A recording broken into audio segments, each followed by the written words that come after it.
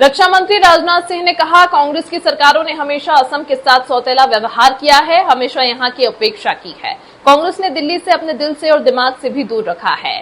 कांग्रेस के कुशासन के कारण एक ऐसा समय था जब असम के बारे में बात होती थी तो उग्रवाद की बात होती थी, असम में अशांति की बात होती थी, गरीबी और भुखमरी की बात होती थी।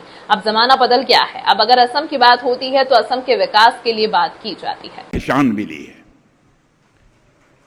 आपने महसूस किया होगा कि कांग्रेस की सरकारों ने हमेशा इस असम के साथ एक सौतेला व्यवहार किया है, हमेशा यहां की उपेक्षा की है। आप लोगों ने देखा होगा कि कांग्रेस ने दिल्ली से, अपने दिल से भी और दिमाग से भी लंबे समय से इस असम को दूर कर रखा है।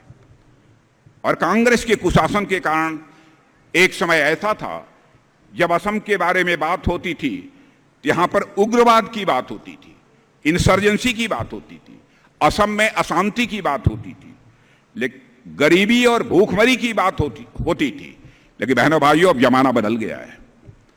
अब इसकी बात भारत में कहीं नहीं होती है। दुनिया के दूसरे देशों में चले जाइए, अब कोई भूखमरी की बात नहीं करता, बहुत गंभीर गरीबी की भी असम में कोई बात नहीं करता, अब कोई उग्रवाद की भी बात नहीं करता।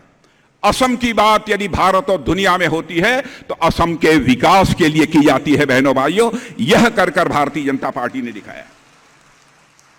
कांग्रेस की सरकारों के बारे में आप जानते हैं, बॉर्डर एरिया के जो गांव होते थे उनको यह कहते थे यह अंतिम गांव है, यह हमारे देश के अंतिम गांव हैं। लेकिन हम लोगों की सोच देखिए, हम लोगों ने कहा कि बॉर्डर के पास रहने वाले गांव ये हमारे भारत के अंतिम गांव नहीं हो सकते, ये भारत के पहले गांव हैं। मेरे बहनों भाइयों, पहले गांव हैं। इसलिए विकास का जब प्रश्न आता है तो बॉर्डर की सीमा पर रहने वाले लोगों को प्राथमिकता दी जानी चाहिए। और असम की उपेक्षा का जहां तक प्रश्न है, भारत की आजादी के साथ ही मैं मानता हूं असम की भी उपेक्षा जिन सरकारों ने काम किया आज के 10 साल पहले उन्होंने बराबर की।